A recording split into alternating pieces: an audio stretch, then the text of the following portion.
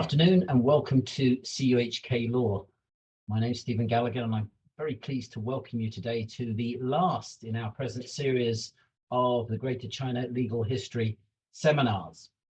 If I can just say at the beginning, I'm sure we're going to have a very interesting seminar today, and I'm sure there will be questions raised. So please, if you have questions, remember to use the chat function, chat them in to me or to my colleague Jay, who's manning the chat for us today, and we will try to ask our speaker at the end any questions that you have. I'm sure, as I said, you will have questions. So, as I said, this is the last in our 9th year of the Greater China Legal History seminars, and of course, we saved the best to last.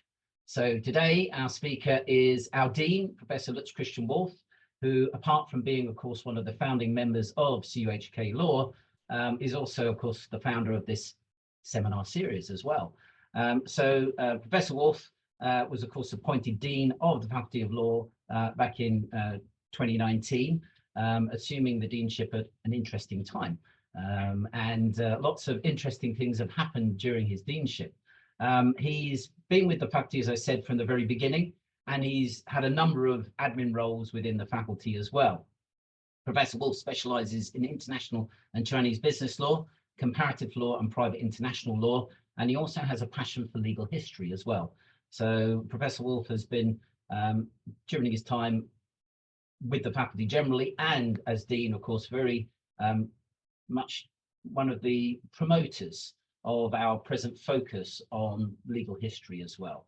So, of course, his interest has led to the development of our LLM in legal history, and of course this present series, and of course our research cluster to do with legal history as well.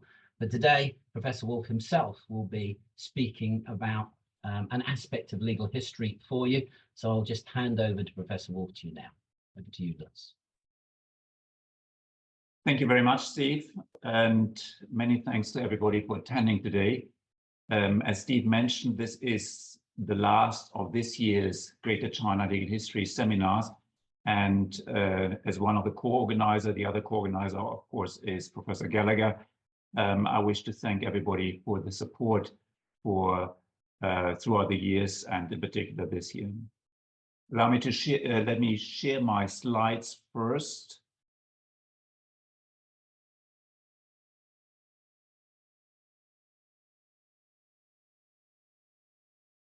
There we are. Good. Today's seminar is about 3 stories. First, the story of Shanghai. Second, the story of the German Civil Code. And third, the story of Yuri Himmelschein, a Russian Jew who links the 2 earlier stories together, as I will explain later. In my preparations for today's talk, I've relied heavily on the work of others. I've benefited in particular from one article written by Helmut Georg Isele about the life of Yuri Himmelschein. The article was published in 1959. Today's seminar was inspired by my former supervisor, mentor, and now friend, Professor Ulrich Mante, who is a great Roman law and China law expert in Passau. He lives in Passau, Germany. He spent a year in Beijing during the Cultural Revolution. About 40 years ago, he had worked on the life of Yuri Himmelschein and has shared his passion, his enthusiasm for this story with me. I also would like to thank Dr. Ulrike Glück and her colleague, Wang Zhiwei. Dr. Glück is the managing partner of CMS in Shanghai, and she and her colleague have helped me searching for information about Yuri Himmelschein in Shanghai. Kathy from the Shanghai Jewish Refugees Museum has checked their records for me. And last but not least, Professor Yuan Zhibu from the University of Freiburg and her colleagues have searched for photos of Yuri Himmelschein and located one article in Russian online with the only photo that I was able to get hold of, which I will share with you later. Many thanks to everybody. The structure of my talk today is set out on this chart. I will first talk about Shanghai. I was a student in Shanghai at Fudan University from 1983 to 1984, and had a great time. That was 5 years after the 1978 decision to open up and liberalize the economy. In those days, modernization had not gone very far, and the whole of Shanghai was like a big museum, and it lots of architecture was left like 100, 200 years ago. And it was great fun to walk the city, to walk the streets, and to visit all those exciting places where history could be felt, actually. Those were also the days when winter we had 2 weeks of snow, a photo from Bhutan, but no heating inside, and in summer 40 degrees without aircon. In those days, I looked even younger, and everybody always enjoys the story that I was invited to become an actor in a TV movie, and actually I became quite famous in Shanghai. This has, of course, all changed. I'm no longer a movie star, and Shanghai has seen a significant change, significant development, but it is still a fascinating city.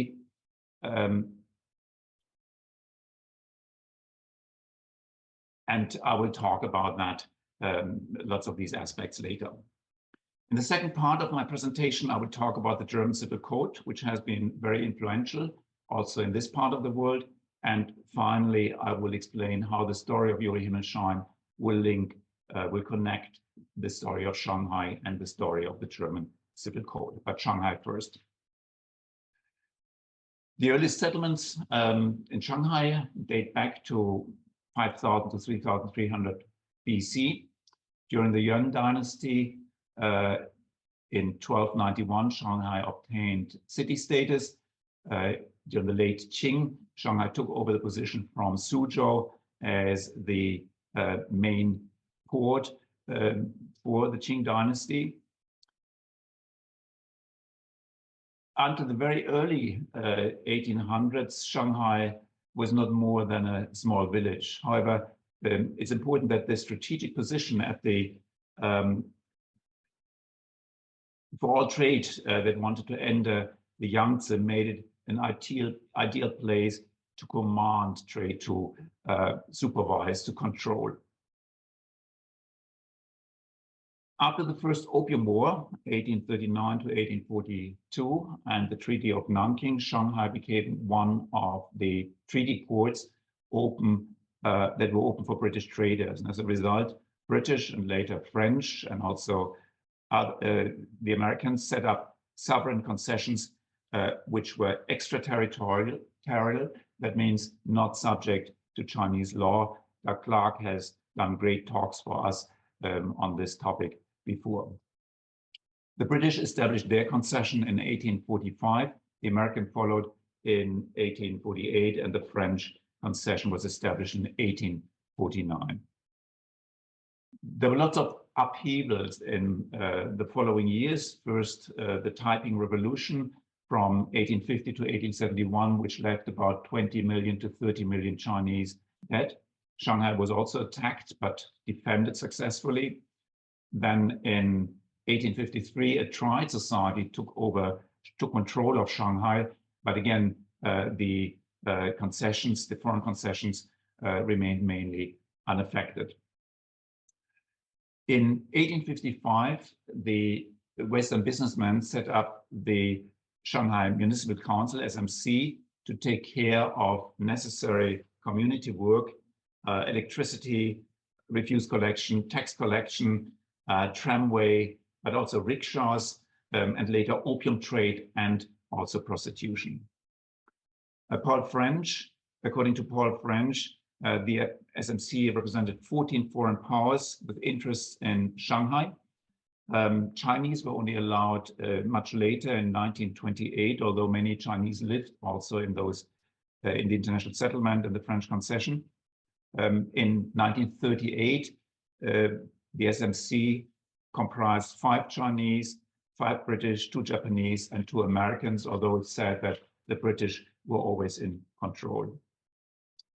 Now, in 1863, the American concession had joined the British concession, which then became the international settlement, while the French concession remained unchanged. This is a map which shows you have the American here, the English concession here, the French here, and this is the Chinese city. So later it looked like that. The old Chinese walled city is this round piece here. The international settlement is red, and the French concession in yellow. The old walled city, again, that's this part here, is where the famous Yew Garden is located. Photos taken last December here. Great place to visit. The Chinese society outside the French concessions and the international settlement was controlled by so-called native place associations, fraternities formed by people from the same home regions.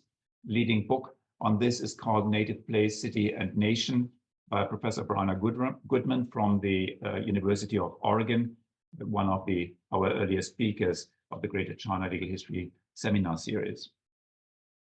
In 1911, Shanghai had a population of 1 million, of which less than 200,000 were foreigners. Then in 1911, the revolution overthrew the Qing dynasty, and the Republic of China was established on the 1st of January 1912. Shanghai was, in 1911, Shanghai was a small settlement largely dominated by the British and their merchant trading firms, clustered along the banks of the Huangpu River, governed by a strange system of extraterritoriality, which I had mentioned earlier, and that was it. But Shanghai was also the major port of the Orient at the time, and Hong Kong and Singapore remained somewhat drab and not really competitive in those days. A photo from those days. In his famous book, Kings of Shanghai, Jonathan Kaufman wrote that by 1895, Shanghai had a modern tram system and gasworks that rivaled London's. By the 1930s, it had skyscrapers and a skyline that rivaled Chicago's. It was the 4th largest city in the world, and Shanghai became China's New York, the capital of finance, commerce, and industry. And one of the reasons, of course, of Shanghai's rise was that during the early part of the 19th century, the rest of China was dominated by fighting warlords, while Shanghai was controlled by merchants and relatively stable. But there was not just business, there was lots of arts too. There was jazz, there were the Art Deco skyscrapers, there was the famous nightlife. You have the famous long bar of the Shanghai Club here. And the buildings along the iconic Bund were erected and renovated during that time.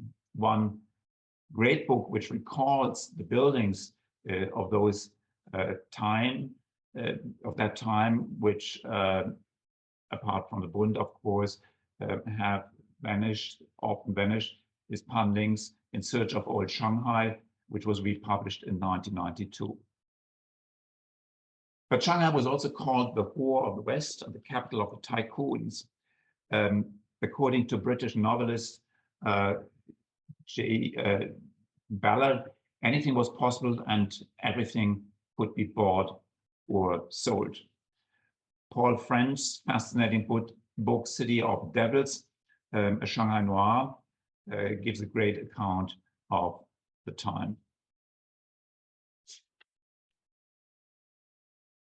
Shanghai in the 1930s, 20s, 30s, and 40s was indeed a center of vice, of international opium smuggling, prostitution, gambling, and the underworld was controlled by this gentleman, by Huang Jingrong, called Poknap Huang.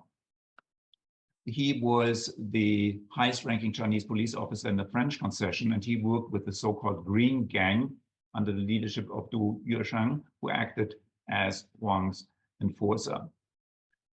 In 1927, Chiang Kai-shek's Northern Exhibition to fight the warlords who had controlled large parts of China, of the country, succeeded, and the Kuomintang came into power under the leadership of the Generalissimo. The KMT government was seated in Nanjing, and Shanghai was put under direct control. But after the Sino-Japanese War outbreak in July 1937, Japan moved into the Chinese districts of Shanghai and established Chinese puppet administrations. And as a result, Shanghai was under no effective control any longer of any sovereign power. Of course, the 1920s, 30s, and 40s also saw the rise of the Communist Party, which was founded here in 1921 in Shanghai. Chiang Kai-shek, who became increasingly autocratic and tried to control society, he fought the communists. He also tried to break the power of the merchants, the trade unions, and left-wing Kuomintang members. Zhong Chang has described this in her great book, Big Sister, Little Sister, Red Sister, about the Song sisters. Some numbers.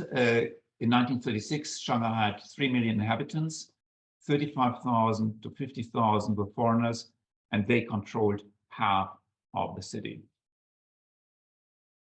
Japan took over, as I've mentioned already, the Chinese-controlled parts of Shanghai in 1937, after the so-called Battle of Shanghai. Some 400,000 Chinese fled to the international settlement, in addition to those Chinese that already lived there. But the international settlement remained untouched by the Japanese at first until 1941. Japan occupied the international settlement on the 8th of December 1941, that is exactly 1 day after Pearl Harbor. The French concession remained in place, at least on paper, and the Vichy regime handed over the French concession in 1941, and the French government actually gave up their privileges only after the war in 1946. Paul French explains in drastic language in his book how, the book that I've just mentioned, how many Chinese, but also foreigners who had failed to cooperate with the Japanese were tortured in the infamous Bridge House, which was built around, that's the small building that you see in front here, which was built around 1935, first used as a hotel, but taken over by the Kempeitai, the Japanese military police, at around 1937. Bridge House is still there. It now serves as an apartment building. You can walk inside. Here are photos taken last December. It looks like this. It is hard to imagine nowadays how much suffering and dying has taken place in that building. Shanghai remained under Japanese occupation until the 15th of August 1945, the day of Japan's surrender, and the People's Liberation Army occupied Nanjing Road on the 25th of May 1949.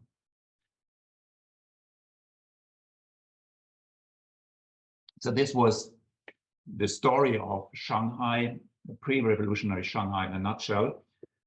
We'll slow down a little bit now because we're getting to legal issues. One of the interesting aspects of Shanghai was that in the 1930s, Shanghai, and in particular from 1938 to 1941, large numbers of European refugees were able to enter Shanghai. And this, of course, concerns Shanghai's immigration regime. It is often said that Shanghai entry was possible without visa and passport during the 1930s and 1940s. And that is true, but it's only half of the story. Remember that in 1937, Shanghai consisted of 3 areas: the international settlement, the French concession, there was a Japanese-controlled area in the international settlement, the Hong Kong district, the French concession, as I mentioned, and the Chinese districts or the rest of Shanghai. Before 1937, that is before the outbreak of the Second Sino-Japanese War, the KMT, the Kuomintang government, was in charge of passport controls in Shanghai. But the Kuomintang had no control over the extraterritorial parts of Shanghai, the international concession, the French concession, and could not hinder foreigners from entering these areas.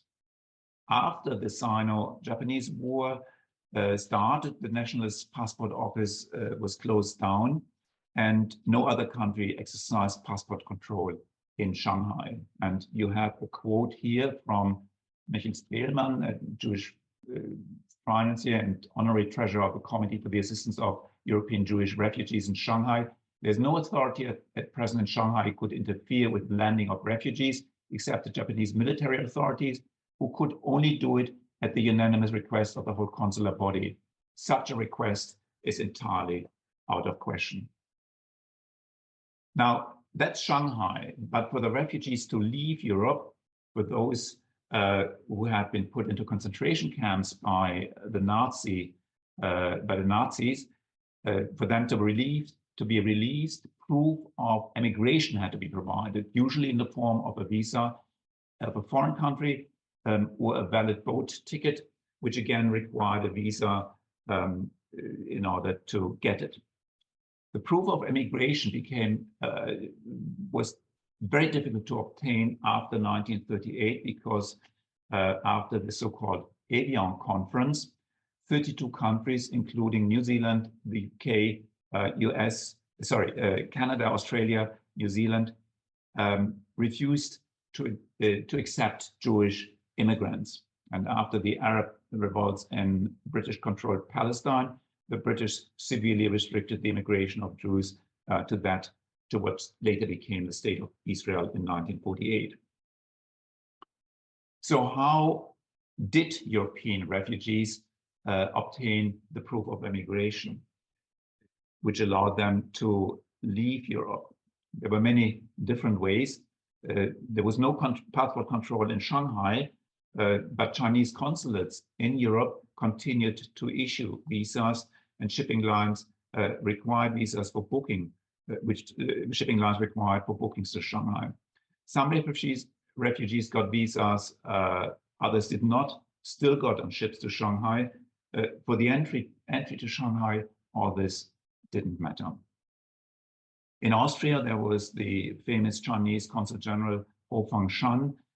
He acknowledged the desperate situation of, in particular, Jewish refugees, of Jews in Europe, issued many transit visas to Shanghai in the first 3 months of his time after his appointment as Consul General in 1938. He was then ordered back in 1939, but had by then issued thousands of visas. The exact number is unknown.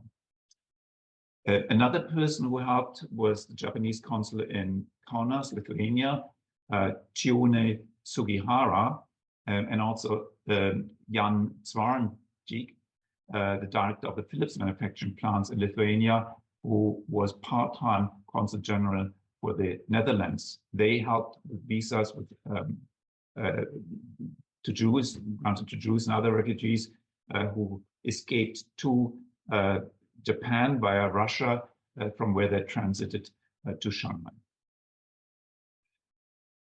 I will later talk about Yuri Himmelshine, who was Jewish, and that's why I want to discuss briefly the situation of Jewish communities in Shanghai and the rest of China.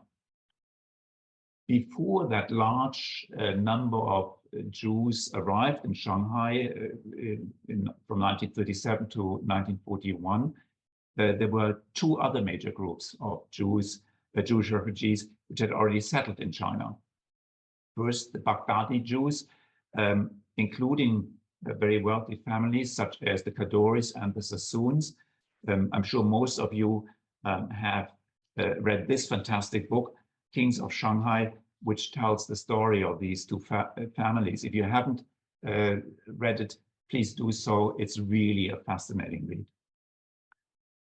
The other group of Jewish refugees were those Jews who fled Russia as a result of anti-Semitic purges during Tsarist Russia time, but also due to the horrific deeds by counter-revolutionary armies, and also as a result of the October Revolution.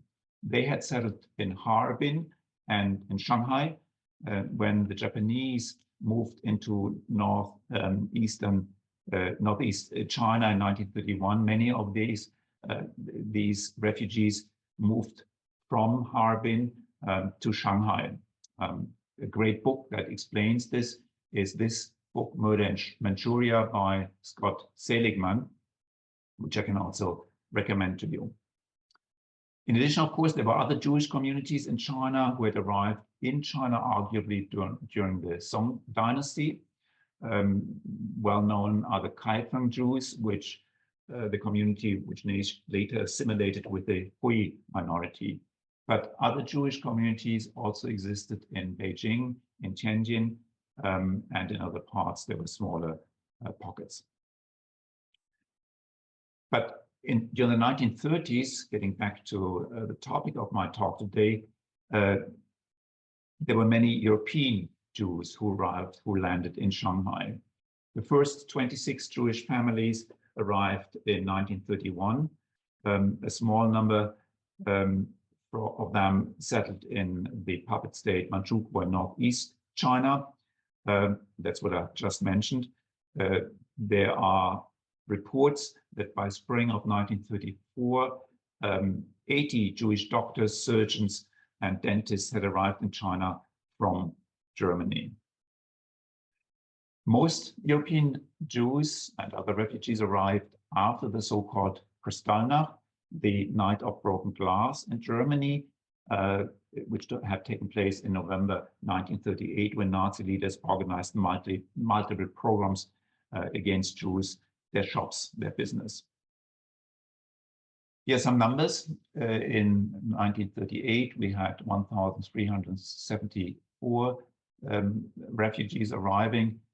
In 1941, 4,000, according to an estimation.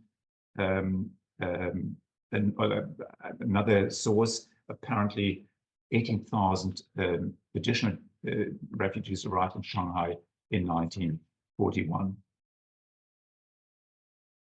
The Nazis' extermination policy was formulated in 1942 at the famous Wannsee Conference. When that policy was not yet in place, Nazis still planned to make Germany Jew-free, Judenfrei. In June 1939, the German foreign minister, after being pressed about the refugee situation in Shanghai, stated it is essential that all Jews must leave Germany as soon as possible, and Shanghai is the only destination open to Jews from Germany, which was in fact true. All the other countries had closed their doors.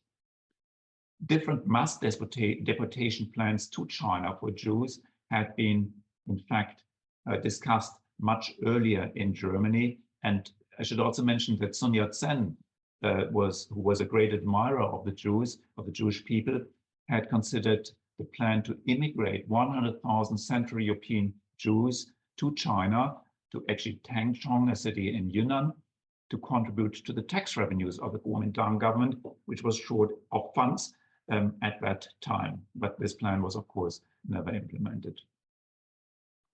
What is interesting, if not shocking, is that in the 1930s, almost every other concerned party tried to prevent the arrival of more refugees to Shanghai and other parts of China. In particular, the Shanghai Municipal Council tried to stop the unrestricted inflow of Jews because the incoming refugees led to severe problems. Shanghai had economic problems, and many members of the Jewish communities had lost their economic basis during the fighting of 1937 and needed help. So the existing Jewish communities in Shanghai were already unable to manage the crisis. But even back in Germany, Jewish leaders advised against Shanghai and other places as immigration immigration option. You have a quote here from Dr. Julius Seligmann, who was a member of the governing body of the Reich representation of Jews in Germany. It is more honorable to suffer a martyr's death in Central Europe than to perish in Shanghai, he said. World War II started on the 1st of September 1939 with Germany's attack on Poland. As a result, German ships could no longer sail to China. Smaller numbers of refugees, of Jewish refugees, still arrived on ships from other countries. But when Italy entered the war, then Italian ships were not available any longer for refugee traffic. And except for ships leaving from Marseille, the only route to Shanghai from Europe was via Russia. And this route remained open until 1941. In 1941, actually on the 21st of August, the Japanese government closed Shanghai for Jewish immigration.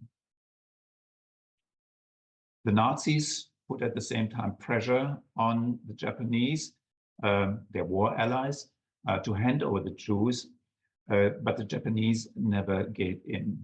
What they did was in Shanghai, as well as in Singapore and also in, I think, one other Southeast Asian countries, they set up, they moved all the stateless Jews. Germany had decided in the meantime that all Jews who had left Germany would lose their German citizenship. They moved all these in Shanghai, 18,000 to 23,000 in numbers, to what was called the Shanghai Ghetto.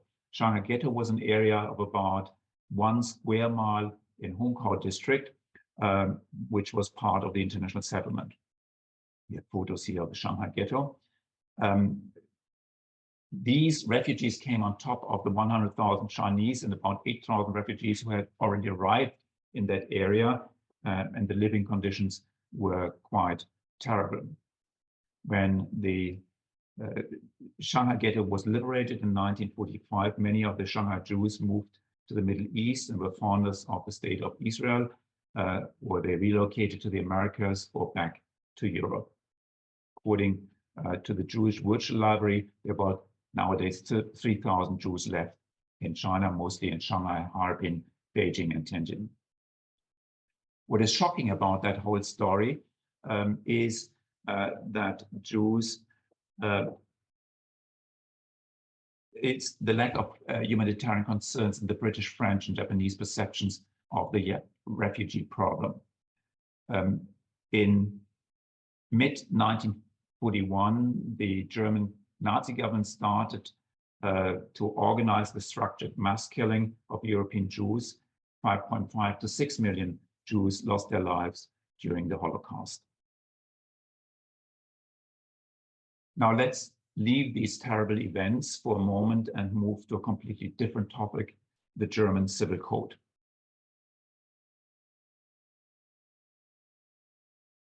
The German Civil Code entered into force on the 1st of January 1900 and provided for the first time a unified private law regime for the whole of Germany. Prior to the enactment of the German Civil Code, there was only one unified private law in force all over Germany, the so-called common law, which was Roman law, set out in Justin's Corpus Juris Civilis, and adjusted over time according to particular needs. But this common law, the Gemeinderecht, only applied as subsidiary law. The law of the different German states prevailed. And it was common understanding that this fragmentation was bad for many reasons, not least because it made transactions between across Germany difficult, a bit like the situation that we now have in the Greater Bay Area. A unified German private law was therefore the goal of the time, but only the establishment of the German Empire in 1871 made that possible. The work on the German Civil Code had started in 1873, and the German Reichstag adopted the second draft in 1896 to enter into force on the 1st of January 1900. The German Civil Code is divided into 5 books. The general part, law of obligations, law of things, family law, law of succession. And I always tell my students that the German Civil Code is the greatest piece of legislation that you can imagine in terms of precision, in terms of structure, and the level of abstractness. In fact, it's one of the main features of the German Civil Code that it uses a generalizing structure and very abstract style. It hardly refers to particular cases to present or exemplify a rule. And this makes the German Civil Code a perfect legal transplant, for which reason it has been adopted in parts in many other countries. So many other countries have used it as a model. Japan, of course, via Japan, Taiwan, Switzerland, Greece, Russia, Scandinavian countries, and in bits, of course, also China. Unfortunately, the German Civil Code is so beautifully abstract and so out of touch with daily life that it's very difficult to understand. In international business transactions, German law is therefore hardly ever chosen as the governing law because for non-German lawyers, it is simply not understandable why, for example, you need at least 3 agreements to complete a sales transaction, 1 sales contract, and 2 real agreements, real contracts. That is something which is very, very German and not understandable for anybody who has not studied this in detail. But the German Civil Code achieved private law unity for the German Empire, and in this regard, it was extremely successful. There have been many changes over the time, but the German Civil Code has remained in force basically in its original structure until today. Now, despite the sophistication of the German Civil Code, it contained, of course, a number of problems, which is not surprising because it's a massive piece of legislation. Let me draw attention just to one of these problems. The issue was this. In the law of obligations, the drafters of the Civil Code focused on performance. They tried to ensure that a debtor would only be released from her obligation when the performance would become impossible and this was not the fault of the debtor. This is, of course, different from the common law approach where non-performance leads to damages and specific performance is the exception. In the German Civil Code, it's the other way around, where consequently the efficient breach notion, that is the, I quote, economic wisdom of the primacy of damages, as advocated prominently by Posner and others, that has no place in the German Civil Code. The German Civil Code's default position is that you must perform, and performance can be enforced unless there is performance impossibility, which is not the fault of the obligor, of the debtor. And this, as such, causes problems, of course, because even if a debtor is at fault, if performance is impossible, then there's nothing you can do about it. Impossible is impossible, and that means it's not enforceable. In other words, what is impossible cannot be owed, and this is, of course, an old Roman doctrine, impossibilium nulla obligatio est. The Romans had acknowledged that.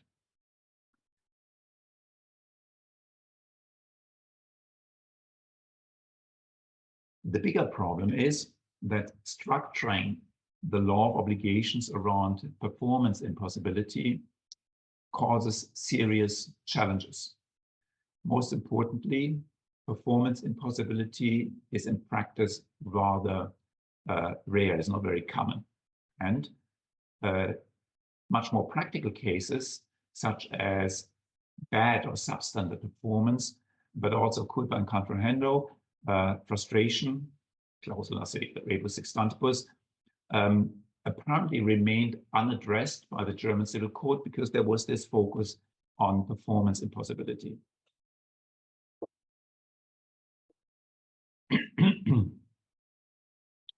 As far as bad or substandard performance is concerned, Hermann Staub, a Jewish lawyer who practiced in Berlin, identified this regulatory gap, apparent regulatory gap in the civil code, and published his findings in a festschrift chapter for the 26th German Lawyers' Day.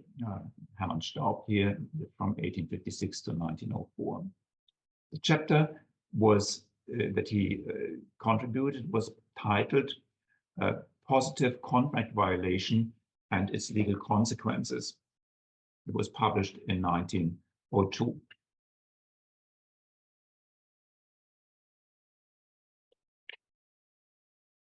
Staub called the violation of a main contractual obligation a positive contract violation, positive Vertragsverletzung, PVV, as all the German lawyers of my generation call it. And he called it PVV because there was no non-performance, there was positive performance, but it was bad performance. And he argued that this should lead to an obligation of the debtor to pay damages. Later, the scope of this doctrine was extended to cover also obligations which were not based on contracts. Now, courts accepted the PVV doctrine, which became customary private law in Germany. And of course, generations and generations of law students were tortured with this PVV doctrine, which is apparently not set out in the German Civil Code. And this leads me to the person who links the story of Shanghai and the story of the German Civil Code, more precisely, who links Shanghai and the PVV doctrine. The name of this person, I've mentioned it already, Yuri Himmelstein.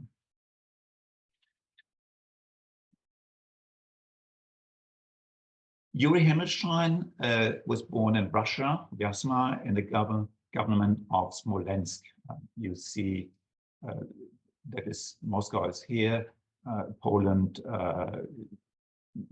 Germany over here, and Moscow here, so it's located here.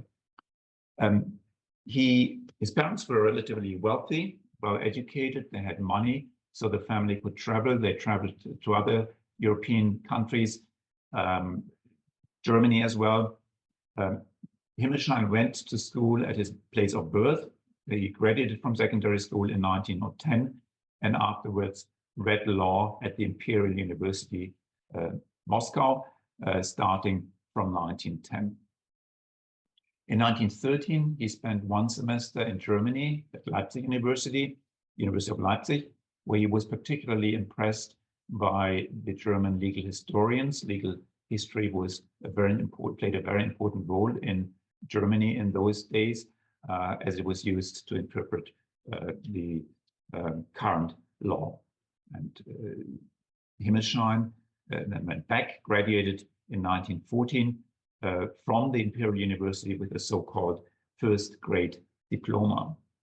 And this is the one and only photo which I was able to find of Yuri Himmelstein, thanks to Professor Yun Shibu and her team.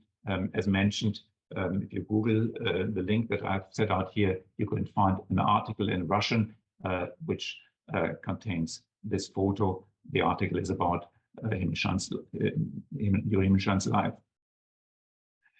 During the Second World War, Himmelstein held positions in the city administration of Smolensk, and then he also worked in Moscow and in Reval, which was Estonia.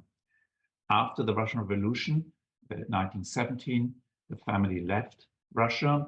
His parents moved to Riga, which belonged to independent Lithuania in those days, and Yuri Himmelstein went to Germany again. He first continued his studies in Berlin, where he focused on legal history, but then he moved to Freiburg in the southern part of Germany. Helmut Isle, who had written this main article about Uri Himmelstein, commented that Uri Himmelstein's time in Freiburg was the happiest of his life. Apparently, he enjoyed the intellectual environment, cross-disciplinary studies. He played music. He enjoyed the countryside.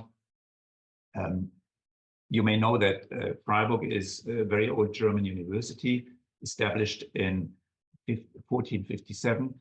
Famous professors have taught there. Erasmus from Rotterdam is one example. Max Weber was a professor in Freiburg, but also Friedrich Hayek, the Nobel Prize in 1900, and that's important.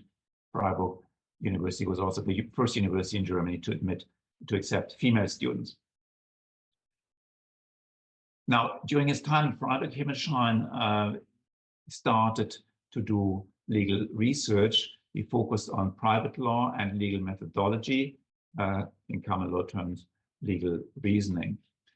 And according to Isele, Himmelstein got a lot of guidance from Heinrich Höniger, a Jewish law professor who lived from 1879 to 1961, who had converted to Catholicism. Höniger was a professor of private law, of insurance law, of trade law, and labor law at Freiburg. And he is said to have been a brilliant teacher, fascinating, inspiring, entertaining, and he was loved by his audiences. When the Nazis came to power in 1933, because Höniger was Jewish, he was transferred to Frankfurt University, but never allowed to teach again, and he was fired in 1935. He then moved to the US, where he taught as professor at Fordham University and at Hunter College until 1950, when he returned to Germany, where he held a visiting professorship at Frankfurt University.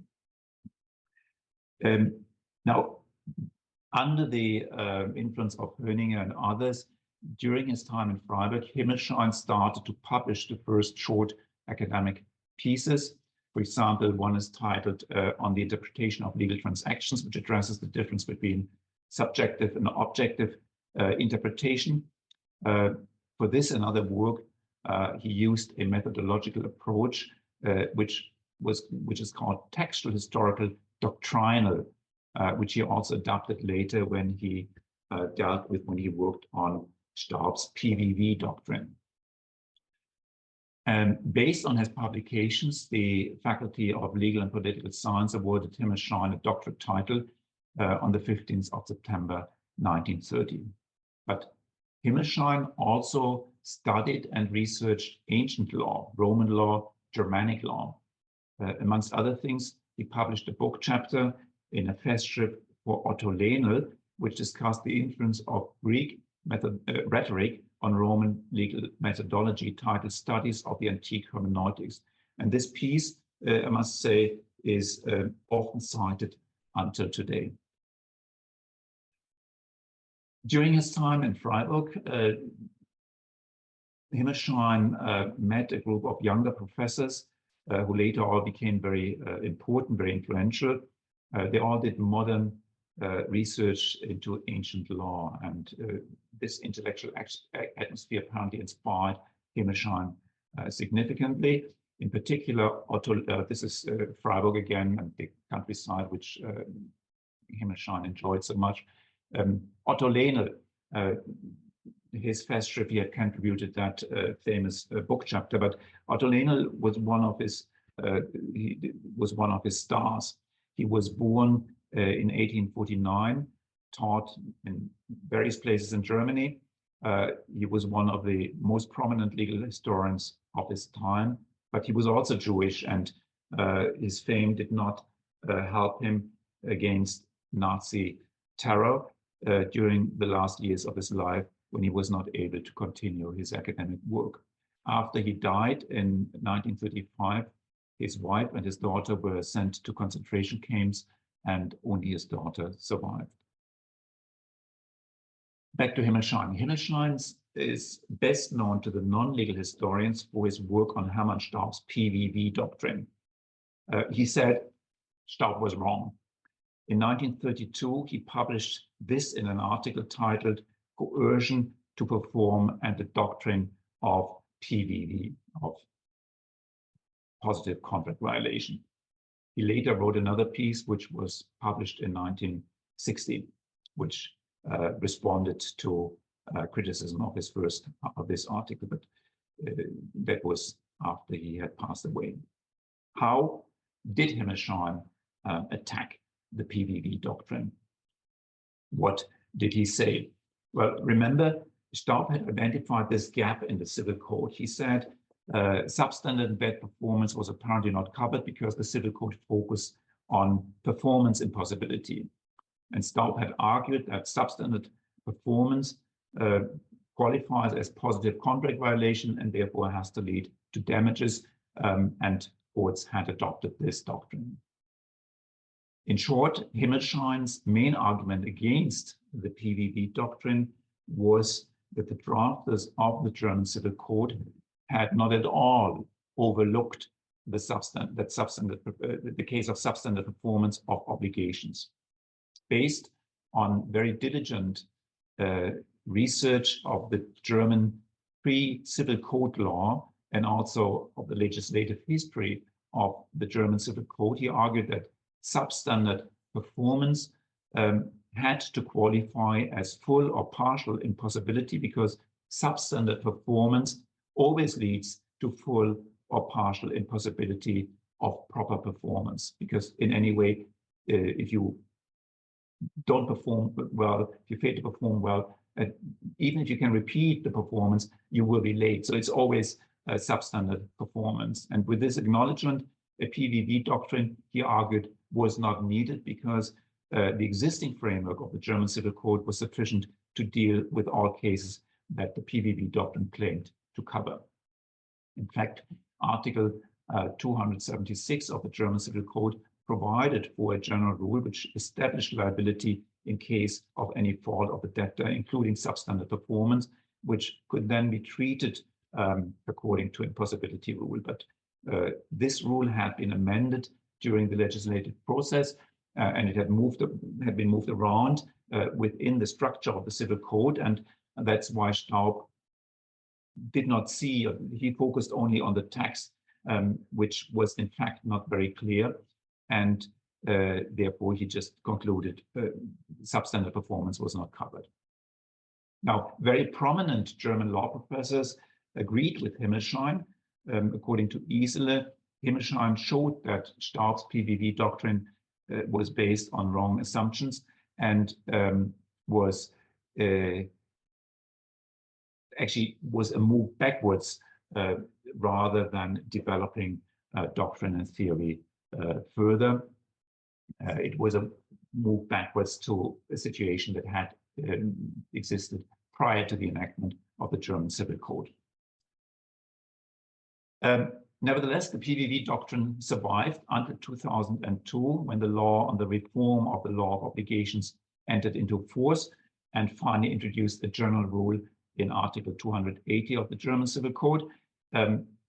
This Article 280 now stipulates as a general rule that in case of the violation of an obligation, damages must be paid except where the debtor can prove that he was not at fault. And this rule covers the impossibility to perform, late performance, substandard performance, as well as the violation of accessory obligations and the obligation to protect others. And with this, Staub's PVV doctrine was in fact history after more than 100 years. But back to Himmelshine.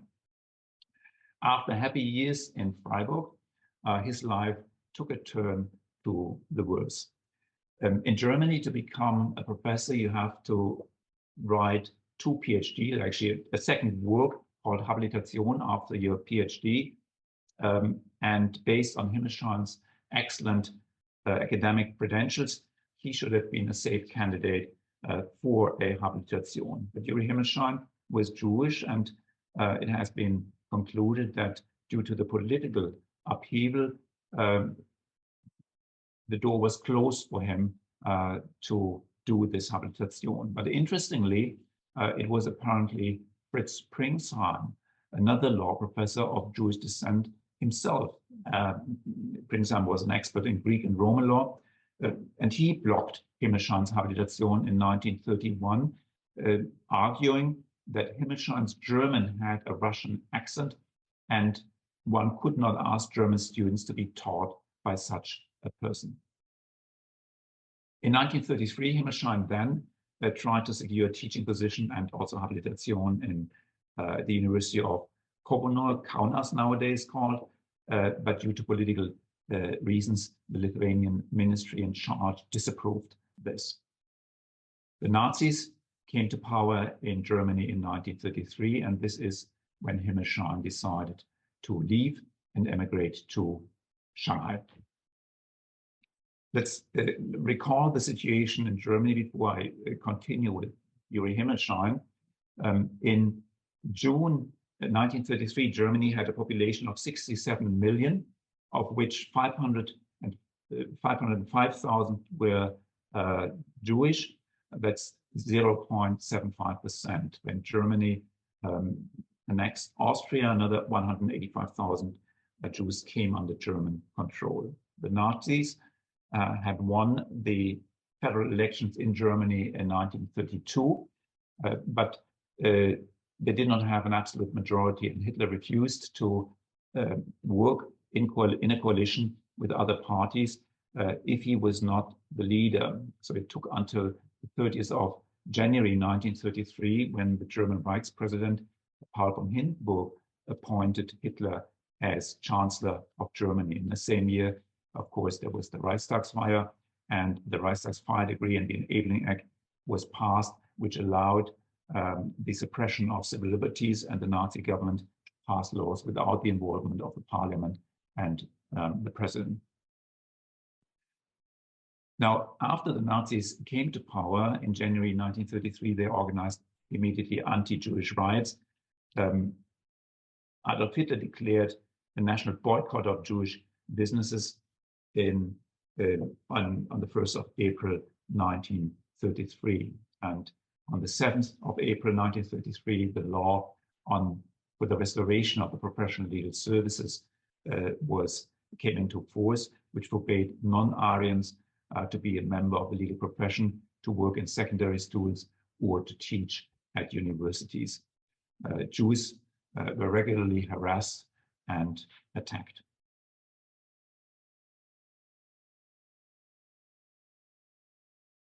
On the 15th of December 1935, Nazi Germany enacted the so-called Nuremberg laws at a special meeting of the Reichstag, consisting of two laws: the law to protect German blood and German honor, and the Reich's citizenship law.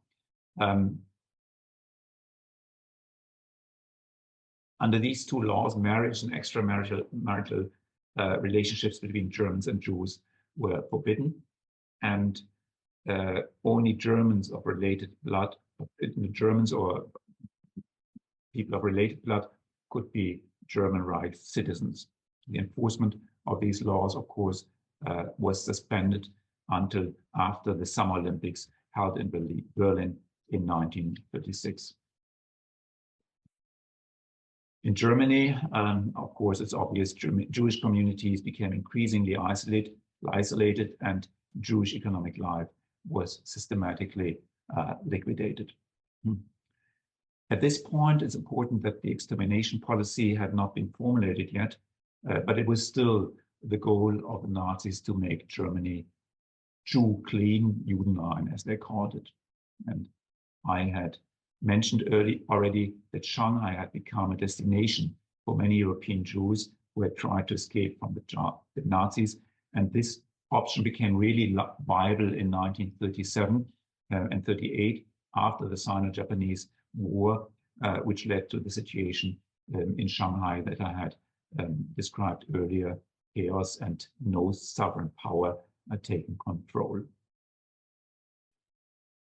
But Himmelschein had, of course, left Germany much earlier. Apparently, he was a legitimate immigrant. He left in 1933. Altogether, an estimated of 37,000 Jews emigrated from Germany in 1933. Himmelschein left Europe from Riga in Latvia in August of that year, 1933, and this leads us back to Shanghai.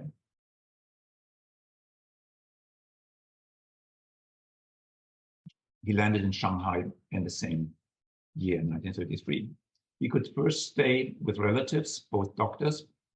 He worked in a bar, but also for a law firm where he was involved in matters of extraterritoriality, but he also worked on English law. Giesler reports in his article that Himmelschein also studied Chinese and read Confucius in Chinese, the original works. If this is true, then Himmelschein was really a genius. He also continued to write, for example, a commentary on the Chinese Bill of Exchange law. Amazing, really. I mentioned earlier that I have tried to, with the help of various colleagues and parties, to find information about Himmelschein in Shanghai, in registries and archives, but that was without success. Admittedly, this was only a cursory check, and I need to go back and do more research, but the name is, for the time being, we were not able to locate Yuri Himmelschein's name. Ultimately, Yuri Himmelschein's professional activities in Shanghai failed. He was not able to become financially independent, not least because Shanghai was facing an economic crisis in those days. Himmelschein was also, here we have Confucius, of course, which he read. In a letter dated 1934, Himmelschein wrote, "The feeling that one is located at the end of the world is awake again." So he was homesick and was not successful professionally. So he stayed in Shanghai until summer 1937, when he made the fatal decision, contrary to all other considerations, to return to Europe. And this is one of the great mysteries of Yuri Himmelschein's story. The writing was on the wall. The Nazis had shown their real face. They were harassing and Jews all over Europe and doing terrible things. So why did he return to Europe? It is unclear. Anyway, he arrived back in Europe in autumn 1937, first spent time in Rome, according to letters that he wrote to friends in Germany. He was happy visiting museums, libraries, and attending concerts. He traveled to England, spent some time in Cambridge. Next, we know that he stayed in a small town in France, next to the border of Switzerland, where he worked. He did some academic work, which was paid on an international digest of laws and ordinances, but the work came to a stop because there were financing difficulties. He wanted to, but could not return to England due to passport problems. His father, who had remained in Riga and whom we had last seen in 1933, passed away at the age of 73, and without without Himmelschein having seen him. The Himmelschein then moved to Paris, where he worked at the Institute of Comparative Law, and then, of course, in 1939, World War II broke out, the Nazis, with the invasion of Poland by Nazi Germany. Himmelschein had to move from Paris to Nice in southern France when Nazi troops threatened to take Paris. He tried to emigrate to the US, but that didn't work because he didn't have enough money. He also could not secure the necessary affidavit. The last letter of Himmelschein to Professor Adolf Berger, who was a friend from his time at the Institute for Comparative Law in Paris, dates back to the 13th of January, 1942. There is no confirmed information about what exactly happened to Yuri Himmelstein, except for a horrifying official document titled Acte de Disparition, which indicates that a person named Georges Himmelstein, born on the 11th of December 1891, Himmelstein's birth date, in Vyazma, Russia, Himmelstein's place of birth, was detained on the 23rd November 1942 in Gurs and later Nancy. He was deported to Lublin in Poland on the 4th of March 1943. Lublin, of course, is the place where Nazis had established the Majdanek concentration camp with the help of forced labor of Soviet prisoners of war. Systematic mass murder operations using poison gas began in Majdanek, and which was linked to the extermination camp of Sobibor in October 1942 and continued until the end of 1943, when Soviet armed forces liberated Lublin Majdanek in July 1944. They only found about 500 survivors. They were all in terrible shape, and about 130,000 people have been killed in the Majdanek Sobibor system. Between 1941 and 1945, Nazi Germany and its collaborators had systematically killed around 6 million Jews in German-occupied Europe during the Holocaust, and Yuri Himmelstein, the brilliant legal mind, who had provided proof that Staub's PVV doctrine was wrong, and who spent some time in Shanghai, was one of them. But the accidental openness of Shanghai had saved many others. And with this, I'm coming to my final remarks. Allow me first to share some of my sources that I have used and mentioned earlier. I have, for those of you who have applied for CPD points, you will get the charts. I've listed a lot of other books which I find extremely interesting about Shanghai and the historical facts that I've described today. Please, if you want to have these, just email us and we can send them to you. But I want to finish with some general remarks, considerations, also legal considerations. First, the story of the German Civil Code with the PVV oversight and how it was addressed, I think, is very important. While this does not seem to be a Greater China legal history topic, it is important for this part of the world from a comparative perspective. And it's actually exciting stuff.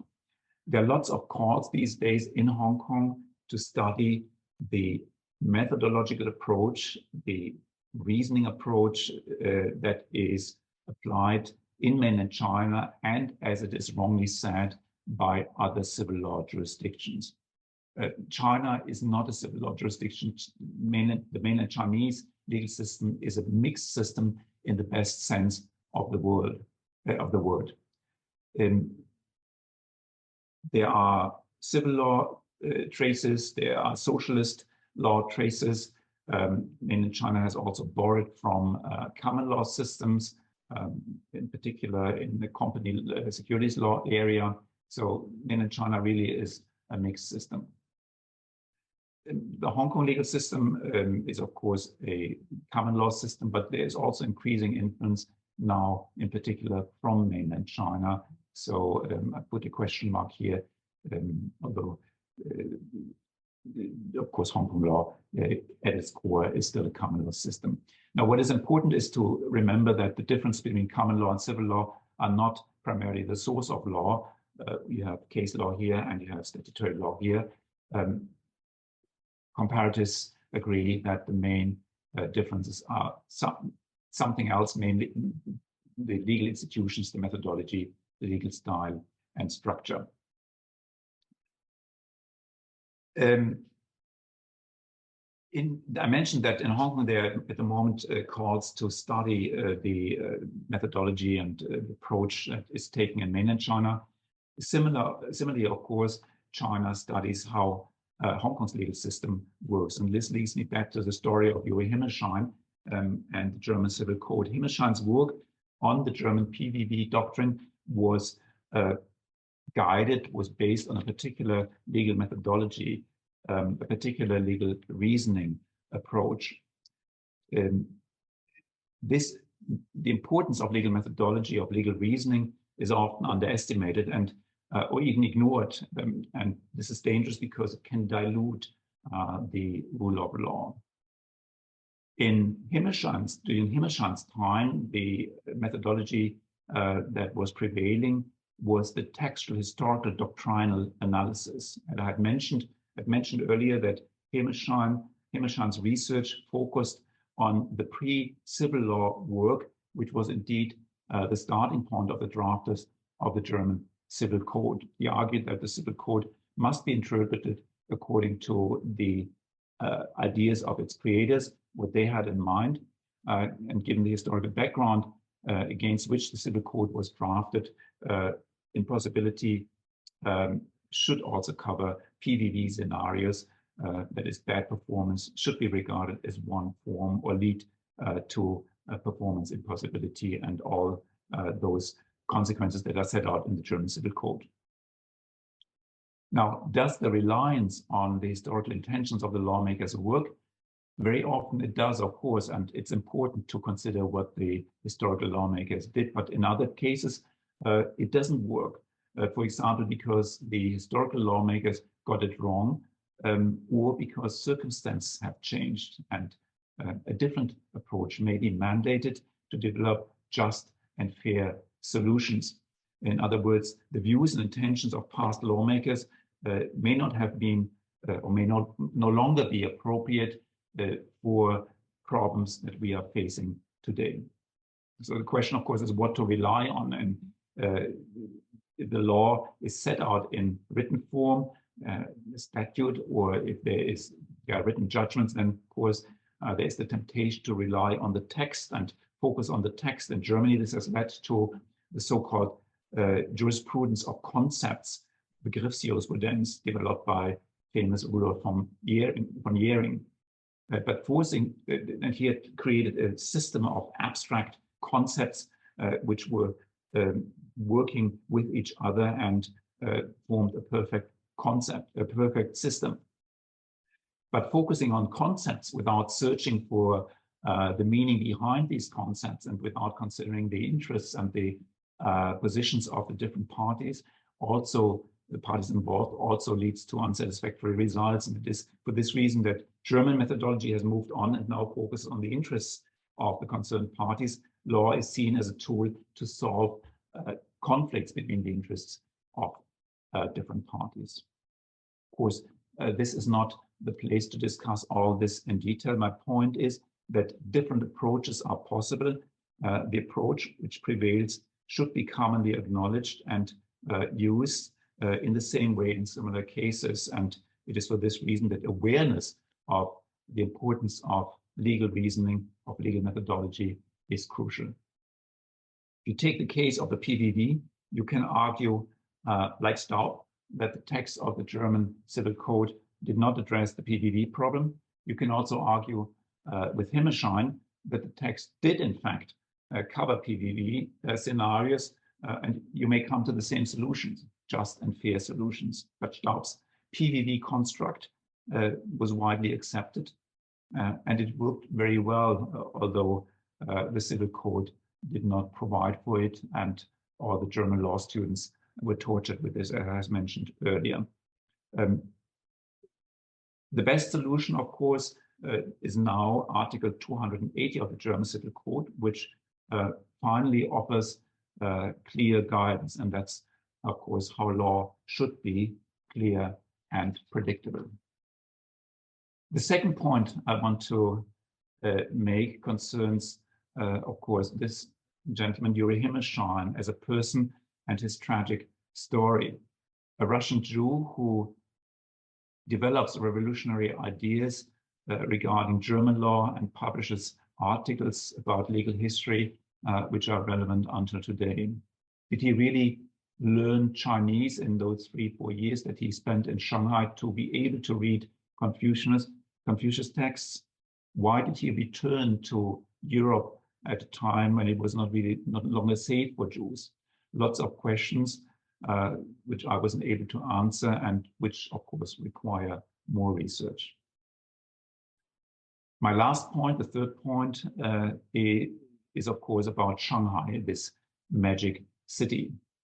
The story of Shanghai as a safe haven of Jews who had to flee the Nazi terror will forever be fascinating. And it tells us how important it is to help those who are in need. It also tells us that even in the darkest moments of history, there may be pockets of hope. When you're in Shanghai, please try to visit the Shanghai Jewish Refugees Museum. It's a great and informative museum which tells the story of the Jews in Shanghai.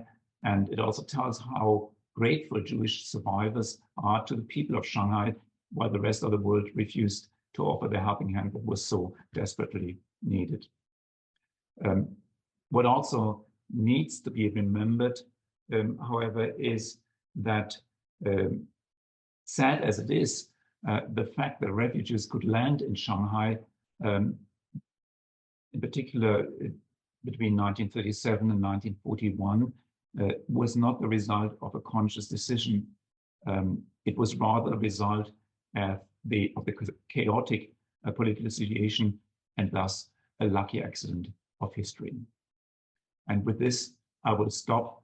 Thank you very much for listening. Over to you, Steve. Thank you very much, Lutz. Thank you very much for a very interesting seminar, as expected, and sort of covering such a good geographical range, as well as a sort of all the issues that you did with the law as well. So we have had some questions already coming in. I thought it was interesting, by the way, just on because of the things you said about German legal history research as well.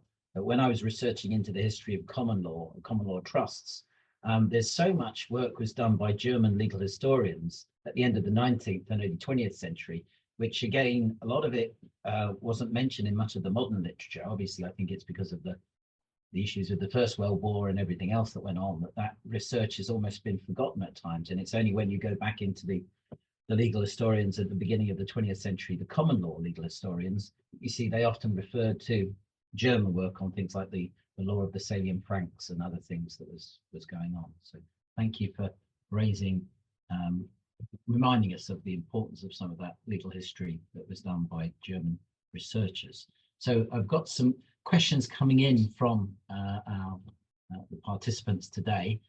Please remember you can send your questions in by way of the chat function.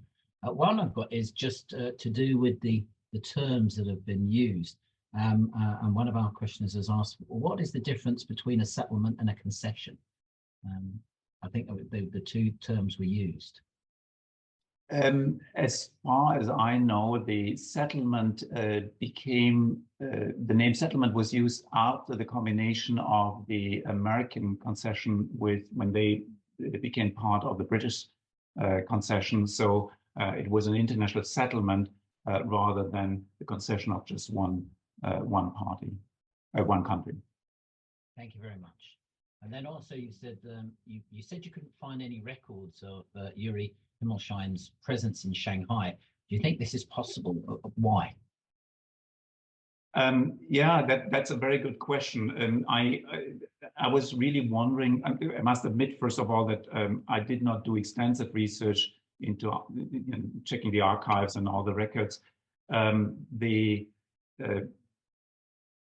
museum, the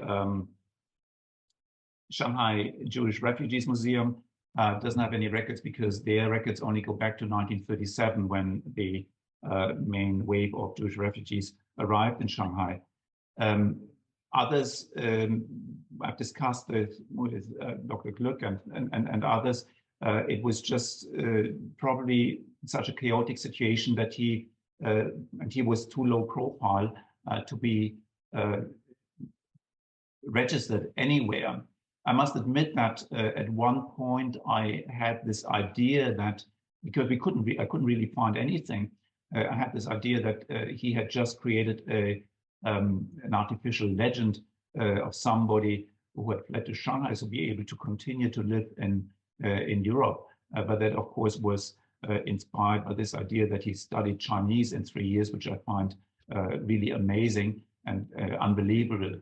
So I think the truth is he was just a small potato. He was just not he just went through and just didn't get registered in that whole Shanghai situation.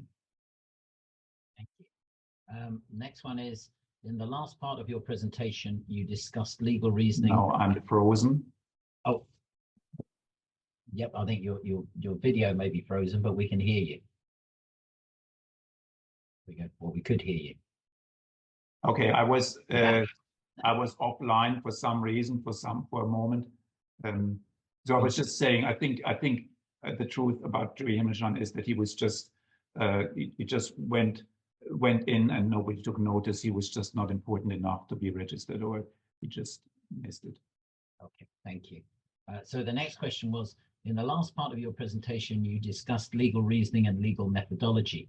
Can you elaborate a bit why, in your eyes, legal reasoning is so important?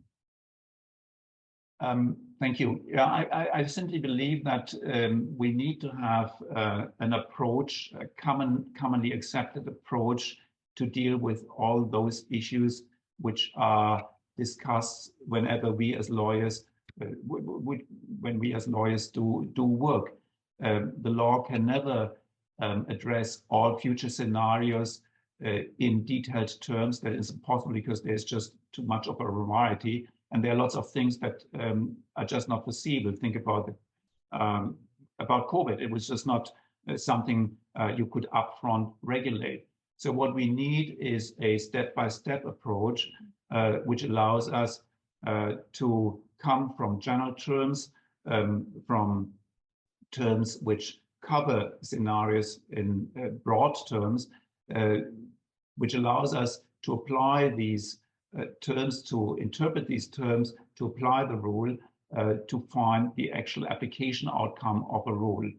If we have these step-by-step methods, or that method in place, then predictability, which the rule of law requires, is not a problem, because we know in each scenario how to get to the application outcome, and that's exactly what we want. And that also allows us, by the way, to bridge the tension between uncertainty that everybody claims is necessary. Law always carries. The realists, the American realists, and the critical legal study movement mentioned that a lot, or discussed it a lot.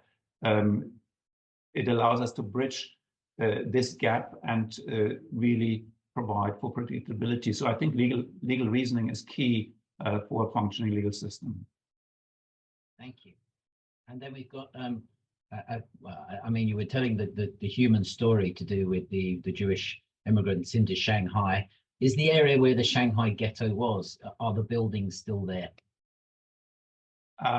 Yeah, when I was studying in Shanghai in 1983, everything was there. There were buildings which still had German inscriptions. There was an area which was called Little Vienna, because you had Austrian Jews who set up coffee houses. And it was, as I said, it was fascinating to walk around in that area. I revisited the area in December, and there is lots of redevelopment ongoing. So a lot of the buildings have been knocked down, have been replaced by high rises. But there's also preservation ongoing. There are some buildings, for example, the Jewish Museum that I've just mentioned is in that area. And some of those buildings are preserved. And it's really worth going there and to have a look. But the area as such, I'm afraid, is about to disappear. There are still pockets of these old buildings, and you can still see how it looked like.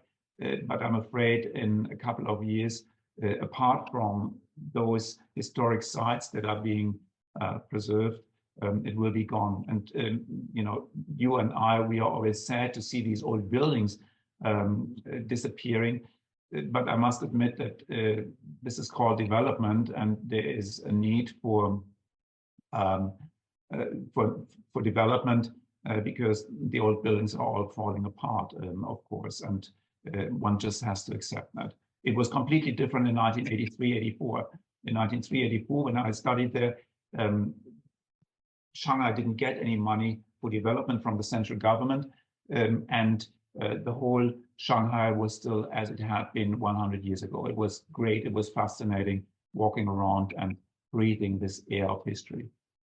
Yes, well, I must admit, when I visited there with the meeting the alumni at the end of last year, it was my first visit to Shanghai, and I was amazed at how many buildings were still, you know, that whole sort of bund. Oh yeah, they're doing a great job. Yeah, it's fantastic. It's really good, and it gives Shanghai a very special flair. Showed as well, I think, because I think part of that preservation, of course, was accidental in the sort of the history of Shanghai itself, and then, of course, then I think more modern times, the realization of how important that is now as well. But that's all. Another question's come in about the story of Yuri Himmelstein.